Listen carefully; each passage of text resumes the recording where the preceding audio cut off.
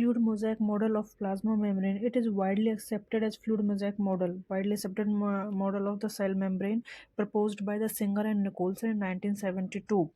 This model states that proteins are arranged in phospholipid layer as mosaic pattern. Means the proteins इस तरह से arrange हैं, ये phospholipid bilayer है. These are phospholipids bilayer, one layer and two layer, and proteins are arranged as mosaic pattern. कहीं कहीं पर जैसे प्रोटीन्स हैं वो अरेंज्ड हैं इसमें. तो ये फ्लूइड मोजैक मॉडल यही बताता है कि प्रोटीन्स किस तरह से अरेंज्ड हैं. तो it's state that the proteins are arranged in phospholipid layer as mosaic patterns, या फिर हम ऐसे कह सकते हैं protein icebergs floating in the sea of phospholipids. कि ये फॉस्फोलिपिड्स का सी है, सी कह सकते हैं हम इसको. इसमें कहीं कहीं प्रोटीन्स एम्बेडेड हैं. तो आइसबर्ग की तरह protein iceberg floating in the sea of phospholipids. Phospholipids जो है, जो cell membrane is composed of lipid bilayer. जो फॉस्फोलिपिड है ये किसका बना होता है, इसका जैसा कि नाम से ही पता चल रहा है फॉस्फेट एंड लिपिड ग्रुप. तो इसमें क्या होता है, जो इसका हेड होता है वो बना होता है ग्लिसरॉल एंड फॉस्फेट ग्रुप का, एंड जो टेल होती है वो 2 फैटी एसिड्स की चेन होती है. जो हेड होता है वो हाइड्रोफिलिक इन नेचर होता है and tail hydrophobic in nature. Hydro means water, filling means loving. तो जो इसका हेड होता है फॉस्फोलिपिड बाइलेयर का जो हेड होता है वो वाटर लविंग होता है, इसलिए पानी की तरफ रहता है, आउटसाइड रहता है. और जो फैटी एसिड की जो चेन होती है वो hydrophobic in nature. Hydro means water, phobic means fear, जिनको पानी से डर लगता है. तो ये वाटर रिपेलेंट हैं. तो इस तरह से ये जो टेल होती है वो अंदर की तरफ रहती है और जो हेड होते हैं फॉस्फोलिपिड हेड होते हैं वो बाहर की तरफ रहते हैं. तो ये हमारा फॉस्फोलिपिड बाइलेयर ये सेल मेम्ब्रेन का स्ट्रक्चर है. इसमें क्या होता है कि इसमें जो ये पहले भी बताया था, इसमें कोलेस्ट्रॉल मॉलिक्यूल्स हैं वो बीच बीच में एम्बेडेड रहते हैं. कार्बोहाइड्रेट 3 उनकी बनी होती है layer, proteins, lipids and carbohydrates. ये मैं पहले भी एक्सप्लेन कर चुकी हूँ. प्रोटीन्स इसमें मेनली कितना पार्ट बनाते हैं, लिपिड्स हमारा जनरली 40% पार्ट बनाते हैं. 2 टाइप्स के लिपिड्स होते हैं हमारे इस लेयर में, सेल मेम्ब्रेन के लेयर में, phospholipids and cholesterol molecules. Phospholipids हमारा 55 to 75% ऑफ द लिपिड्स बनाते हैं, मेन पार्ट बनाते हैं. और ये इनमें मेनली क्या थी, लेसिथिन. लेसिथिन जो होती है ये हमारा मेनली प्रेजेंट होता है सेल मेम्ब्रेन में. लेसिथिन हो गया, सिफेलिन हो गया, फॉस्फेटाइडल सीरीन हो गया. तो लेसिथिन को और हम क्या बोलते हैं, फॉस्फेटाइडल कोलिन. तो जितने भी ये फॉस्फोलिपिड मॉलिक्यूल्स हैं वो क्या बनाते हैं, स्ट्रक्चरल फ्रेमवर्क, ये main structure of the plasma membrane बनाते हैं. और ये क्या करते हैं, allows the faster movements of fat soluble molecules. क्योंकि ये क्या है, ये फैटी एसिड चेन है, तो इसमें से कौन से मॉलिक्यूल जल्दी एंटर करेंगे, fat soluble molecules across the plasma membrane. और कोलेस्ट्रॉल मॉलिक्यूल्स जो होते हैं, कोलेस्ट्रॉल मॉलिक्यूल्स इसमें बीच बीच में प्रेजेंट होते हैं. जो फॉस्फोलिपिड लेयर है उसके बीच बीच में कोलेस्ट्रॉल मॉलिक्यूल, ये थोड़े रिजिड होते हैं. ये 25 to 32% of total lipids cell membrane में इसकी प्रेजेंट होती हैं. ये फॉस्फोलिपिड बायोमोलिक्यूल फॉस्फोलिपिड लेयर के बीच बीच में प्रेजेंट होते हैं. और इस सेल को, जो सेल मेम्ब्रेन है उसको स्टेबलाइजेशन देते हैं, स्टेबल करते हैं उसको. क्योंकि हमने देखा है कि जो फॉस्फोलिपिड लेयर है वो क्या है, एक फ्लूइड की तरह है. तो फ्लूइड की तरह है तो उसमें कुछ रिजिडिटी देने के लिए उसको ये हमारे कोलेस्ट्रॉल मॉलिक्यूल जिसमें प्रेजेंट होते हैं. सेकंड पार्ट क्या था प्लाज्मा मेम्ब्रेन का, प्रोटीन्स. प्रोटीन्स भी हमने देखे थे कि प्रोटीन्स 50% पार्ट बनाते हैं प्रोटीन्स. इसमें हमने 2 तरह के प्रोटीन्स पढ़े थे, पेरिफेरल एक्सट्रिंसिक प्रोटीन्स एंड कौन से थे, इंट्रिंसिक प्रोटीन्स. तो पेरिफेरल प्रोटीन्स जो होते हैं वो हमारे आउटसाइड, बाहर की तरफ होते हैं, आउटर और इनर. ठीक है, आउटर और इनर सरफेसेस पर प्रेजेंट होते हैं. ये लूजली अटैच होते हैं, इलेक्ट्रोस्टैटिक बॉन्ड्स होते हैं इनमें. तो इनको हम माइल्ड ट्रीटमेंट से भी, किसी भी सॉल्ट सॉल्यूशन से अगर हम इनको ट्रीट करेंगे तो ये फॉस्फोलिपिड ये प्रोटीन मॉलिक्यूल्स जो पेरिफेरल प्रोटीन्स होते हैं ये हमारे एक्सक्लूड आउट हो जाएंगे. इसमें एग्जांपल्स हमने देखे थे, स्पेक्ट्रिन था आरबीसीज का, ये वाली प्रोटीन. ठीक है, एटीपीएस था माइटोकॉन्ड्रिया का. अब आते हैं इंट्रिंसिक प्रोटीन. इंट्रिंसिक प्रोटीन में भी हम 2 तरह के प्रोटीन्स पढ़ते हैं. इंट्रिंसिक प्रोटीन में 2 टाइप्स के प्रोटीन होते हैं, एक तो पार्शियली इम्बेडेड, एक कंप्लीटली इम्बेडेड. जो पार्शियली इम्बेडेड प्रोटीन होती हैं क्या, वो सिर्फ एक लिपिड बाइलेयर में होती है. लेकिन जो कंप्लीटली इम्बेडेड प्रोटीन होती है वो पूरी प्लाज्मा मेम्ब्रेन के एक कोने से दूसरे कोने तक होती है, इसलिए इसको हम क्या बोलते हैं, ट्रांस मेम्ब्रेन प्रोटीन, क्योंकि पूरी मेम्ब्रेन से आर पार होके जाती है, इसलिए इसको क्या बोलते हैं हम, ट्रांस मेम्ब्रेन प्रोटीन। ठीक है, तो ये हमारी जो स्ट्रॉन्ग आयनिक इंटरेक्शंस से बाउंड होती है फॉस्फोलिपिड लेयर के साथ, तो इनको अलग करने के लिए हमें क्या, डिटर्जेंट के सॉल्यूशन, जो कि एक बहुत ही हैवी ट्रीटमेंट है, ठीक है, ड्रास्टिक ट्रीटमेंट है, इसको यूज़ करते हैं हम। ये 70% ऑफ प्रोटीन्स का पार्ट है, इंट्रिंसिक प्रोटीन्स हमारे बनाती हैं। जो ये प्रोटीन्स हैं, इनका मेन क्या करते हैं, मेम्ब्रेन की बैकबोन बनाते हैं, इलास्टिसिटी प्रोवाइड करते हैं मेम्ब्रेन को। प्रोटीन्स का मेन फंक्शन क्या है यहाँ पे, इलास्टिसिटी प्रोवाइड करना, मैकेनिकल स्टेबिलिटी प्रोवाइड करना प्लाज्मा मेम्ब्रेन को। और इसमें क्या होते हैं, एंजाइम प्रोटीन, ठीक है, ये एंजाइम्स होते हैं इनके ऊपर, ये एंजाइम की तरह काम करते हैं। तो ये जितनी भी हमारी मेटाबॉलिक एक्टिविटीज़ होती हैं सेल की, उनको ये कैटालाइज करने का क्या, एज ए बायो कैटालिस्ट काम करते हैं, तो उनको एक्टिविटीज़ को कैटालाइट करने का काम करते हैं। ठीक है, तो ये मेन इसके पार्ट हो गए। कार्बोहाइड्रेट होता है, कार्बोहाइड्रेट हमारा जो 1 to 10% बनाता है। कार्बोहाइड्रेट दो तरह के देखे थे, वो भी हमने, जो कार्बोहाइड्रेट प्रोटीन से अटैच होती है, जैसा कि नाम में ही इनको ग्लाइको प्रोटीन कहते हैं, ये प्रोटीन से अटैच है तो ये ग्लाइकोप्रोटीन। और जो कार्बोहाइड्रेट हमारे किससे, लिपिड्स, डायरेक्टली लिपिड से अटैच है, उनको ग्लाइकोलिपिड्स, नाम में ही है ग्लाइकोलिपिड्स। ठीक है, तो इनका मेन इनका मेन फंक्शन क्या होता है, ग्लाइकोप्रोटीन्स, जो ये ग्लाइकोप्रोटीन्स हैं इनका सेल रिकॉग्निशन में, ब्लड ग्रुपिंग में, इम्यून रिस्पांस में। फॉर एग्जांपल ये सेल को एक स्पेसिफिक आइडेंटिटी प्रोवाइड करते हैं, जो ग्लाइकोप्रोटीन्स होती हैं सेल को एक आइडेंटिटी प्रोवाइड करती हैं। तो जिनके ऊपर भी ये होंगी तो बॉडी समझ जाती है कि ये अपनी ही सेल है। जब कोई बाहर से कोई भी एंटीजन अटैक करता है सेल के ऊपर, तो उनके ऊपर ये ग्लाइकोप्रोटीन्स नहीं मिलेंगी, तो उनको फिर ये उनको रिकॉग्नाइज कर देती हैं एज अ फॉरेन पार्टिकल और उसको किल कर देती हैं।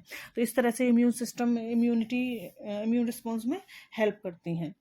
ठीक है, इसके बाद हमारा आता है जो सेल मेम्ब्रेन होती है, वो हमने देखा था कि सेमी परमिएबल नेचर होती है। तो कौन कौन से मॉलिक्यूल्स को ये अपने अक्रॉस आर पार जाने देती है, जैसे कि छोटे मॉलिक्यूल होते हैं, small molecules, oxygen and carbon dioxide, ये इसके आर पार इजीली जा सकते हैं। क्यों, क्योंकि ऑक्सीजन की ज़रूरत क्यों होती है, कि सेल को अपनी जितनी भी मेटाबॉलिक एक्टिविटीज़ होती हैं वो करने के लिए ऑक्सीजन की रिक्वायरमेंट होती है। और एज अ बाय प्रोडक्ट जब भी सेल कोई फंक्शन करेगी, कोई भी मेटाबॉलिक एक्टिविटीज़ करेगी, तो उसके as a by product CO2 release होती है। वो CO2 को सेल से बाहर निकालना भी उतना ही ज़रूरी हो जाता है। तो इसलिए ये सेमी परमिएबल इन नेचर है, तो स्मॉल मॉलिक्यूल ईजीली सेल के इन एंड आउट आ जा सकते हैं। तो लार्ज मॉलिक्यूल जैसे कि glucose and other sugars, ions, जो कि पोलर मॉलिक्यूल, ये इजीली पास नहीं हो सकते सेल के अंदर से। तो इनको पास कराने के लिए कुछ जैसे एनर्जी की ज़रूरत होती है या कुछ प्रोटीन्स की ज़रूरत होती है। ठीक है, तो फैसिलिटेट इनका वो करवाना होता है मेम्ब्रेन के आर पार। ठीक है, तो उसके बाद वाटर हमारा डायरेक्ट नहीं जा सकता, क्योंकि ये क्या है, हाइड्रोफोबिक चेन्स हैं, यहाँ पे फैटी एसिड चेन्स हैं। तो जो प्रोटीन ये है, जो वाटर है, वो भी डिफ्यूजन के थ्रू पास कर सकता है इन प्रोटीन्स के थ्रू। ठीक है, तो जो प्रोटीन्स वाटर के ट्रांसपोर्ट में हेल्प करती हैं उनको क्या कहते हैं, aquaporins, proteins which help in transport of water, these are called aquaporins. अब जो ये हमारा फ्लूइड मोज़ेक मॉडल है, according to this the quasi fluid nature of lipids enables lateral movements of proteins within the bilayer. जो हमारा quasi fluid, जो इसमें क्या है, हमारा जो फ्लूइड है, जो फॉस्फोलिपिड बाइलेयर, वो फ्लूइड की तरह है, और इसमें क्या है, प्रोटीन्स एम्बेडेड हैं। तो इसका नेचर है जो, वो क्वासी फ्लूइड है, मतलब कि इसमें क्या होता है, जो प्रोटीन्स हैं वो इधर से उधर इसमें मूव करते रहते हैं। ठीक है, जैसे कि हम देखें कि पानी है, पानी के ऊपर ऑयल की लेयर है और उसमें हम कोई पिन चुभोएं, तो एक बार तो सेपरेशन हो जाती है, लेकिन उसके बाद वो फिर से जुड़ जाता है। तो उसी तरह से इसका नेचर होता है कि इसमें प्रोटीन्स हैं, इधर से उधर वो मूव करते रहते हैं, लेटरल मूवमेंट इनकी होती रहती है। तो इसी मूवमेंट, ऐसी एबिलिटी को, the ability to move within the membrane is measured at its fluidity. इसको हम क्या कहते हैं, फ्लूइडिटी, कि भाई प्रोटीन में प्रोटीन्स हैं जो इधर से उधर ऐसे ही इसमें फ्लोट करते रहते हैं। तो उसका phospholipid molecules show two types of movement. जो फॉस्फोलिपिड मॉलिक्यूल्स हैं वो दो तरह के मूवमेंट शो करते हैं, एक ट्रांजिशन मूवमेंट होती है, एक flip flop movement. Transition movement क्या होती है, जिसमें molecules change their position with in the same layer, कि जो जैसे फॉस्फोलिपिड की ये लेयर है, तो मॉलिक्यूल्स अपनी पोजीशन एक ही लेयर में ऐसे चेंज करते रहे, तो वो होती है with in the layer. Molecules के, जैसे प्रोटीन पहले यहाँ था फिर यहाँ आ गया, तो वो होता है with in the same layer. अब फ्लिप फ्लॉप मूवमेंट क्या होती है, molecules of two layers can interchange, दो लेयर हैं कोई भी, ठीक है, ये एक लेयर हो गई सेल मेम्ब्रेन की, एक दूसरी लेयर, तो उनमें कोई इंटरचेंज होता है तो उसको हम कहते हैं flip flop movement. Proteins do not show flip flop movements, क्योंकि इनका साइज ज़्यादा बड़ा होता है, लार्ज साइज होते हैं, इसलिए ये मूवमेंट शो नहीं करते। प्रोटीन्स हमने देखे थे दो तरह के, इंट्रिंसिक एंड एक्सट्रिंसिक। कार्बोहाइड्रेट्स ये भी हम देख चुके हैं पहले, रिजिड, तो इसके स्ट्रक्चर्स में ही आते हैं इस मॉडल में। इसके बाद आते हैं फंक्शंस। फंक्शंस क्या हैं इसके सेल मेम्ब्रेन के, इसका मेन फंक्शन है cell growth, formation of intracellular secretion, endocytosis, division, ठीक है, ये इसके फंक्शंस हैं। जो इसका plasma membrane allows the transport of molecule, इसके जो मॉलिक्यूल्स हैं इसमें से ट्रांसपोर्ट होते रहते हैं, तो इसलिए क्या करती है, सेल ग्रोथ में हेल्प करती है। जो एसेंशियल मॉलिक्यूल्स होते हैं वो अंदर आ जाते हैं, और जो मॉलिक्यूल्स इंपॉर्टेंट नहीं होते जैसे कि कार्बन डाइऑक्साइड, तो वो बाहर निकाल दिए जाते हैं। तो मेनली इसमें क्या है कि ये सेल ग्रोथ में हेल्प करती है। फॉर्मेशन ऑफ इंटरसेलुलर सीक्रेशंस, जो सेल के अंदर कुछ सीक्रेशंस इंपॉर्टेंट होते हैं इसकी मेटाबॉलिक और कैटाबॉलिक एक्टिविटीज़ के लिए, तो उनको भी ये क्या करते हैं, उनके फॉर्मेशन में हेल्प करते हैं। एंडोसाइटोसिस, एंडोसाइटोसिस जैसे कि कोई बाहर से कोई फॉरेन पार्टिकल आया तो सेल क्या करती हैं, उनको इंगल्फ कर लेती हैं, तो ये एंडोसाइटोसिस। सेल डिवीजन में ये मेनली हेल्प करते हैं।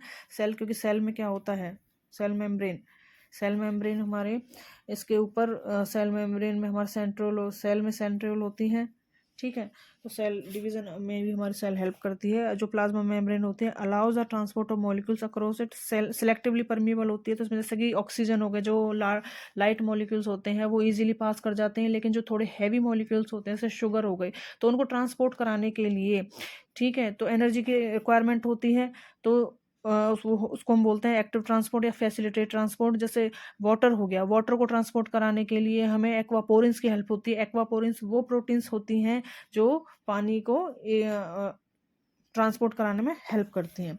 तो passage of substances across the cell membrane occurs by various methods, अलग अलग मेथड्स से होता है, जैसे कि पैसिव ट्रांसपोर्ट।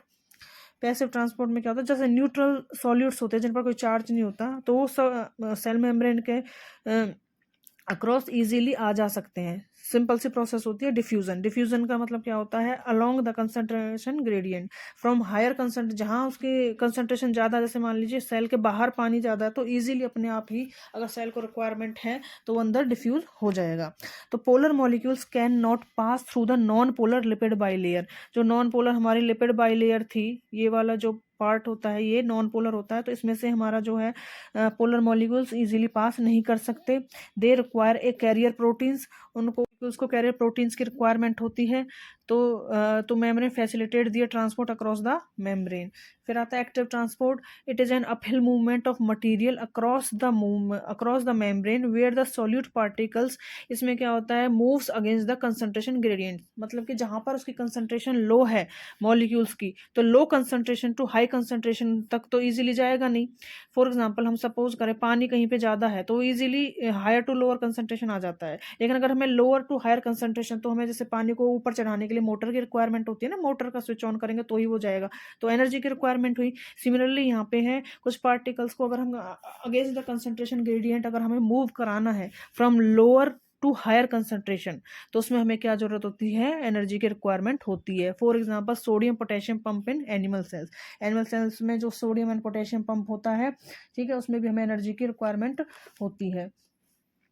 सेल मेम्ब्रेन में मेनली और हम एक्स्ट्रा फंक्शंस हैं, जैसे सिलेक्टिवली परमिएबल मेम्ब्रेन होती है तो एक बैरियर का काम करती है, तो इसमें जो क्या होता है कि जो हार्मफुल सब्सटेंसेस होते हैं वो हमारे सेल में इजीली एंटर नहीं कर सकते, क्योंकि सेल के ऊपर रिसेप्टर्स होते हैं तो वो रिकॉग्नाइज कर लेते हैं कौन सी चीज़ हार्मफुल है। एक तो इसका कहते हैं वो है जो छोटे मॉलिक्यूल्स वो इजीली पास हो जाते हैं। इसके अलावा सेकेंड फंक्शन है इसका कम्युनिकेशन। कम्युनिकेशन मतलब कि इसमें क्या होता है, रिसेप्टर सेल के ऊपर जो प्लाज्मा मेम्ब्रेन हमारी है, प्लाज्मा मेम्ब्रेन के ऊपर हमारे ये रिसेप्टर्स प्रेजेंट होते हैं। ये प्रोटीन्स हो गए, एक्सट्रिंसिक प्रोटीन्स, ये इंट्रिंसिक प्रोटीन्स, तो इनके ऊपर जो ये हमारे ग्लाइकोप्रोटीन्स होते हैं, तो ये क्या रिसेप्टर्स की तरह प्रेजेंट होते हैं। रिसेप्टर्स होते हैं तो ये क्या करते हैं, न्यूरोट्रांसमीटर, जो ब्रेन से हमारे सिग्नल भेजा जाता है उनको न्यूरोट्रांसमीटर से हार्मोन्स, तो उनको रिसीव करते हैं और फिर आपस में क्या करते हैं, सेल कम्युनिकेट करती हैं।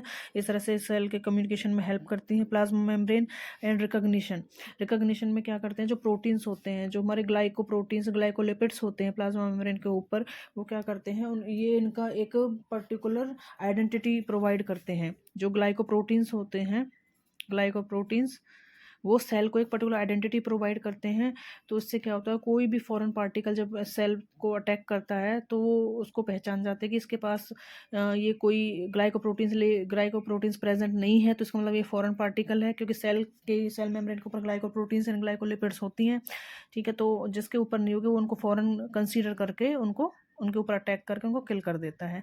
शेप ऑफ द सेल, जो सेल मेम्ब्रेन होती है उसमें क्या होती हैं, उसमें हमारे कार्बोहाइड्रेट्स से हमने कोलेस्ट्रॉल, उसमें हमने लिपिड्स कोलेस्ट्रॉल देखे थे, वो क्या करते हैं, रिजिड होते हैं, तो एक सेल को शेप प्रोवाइड करते हैं।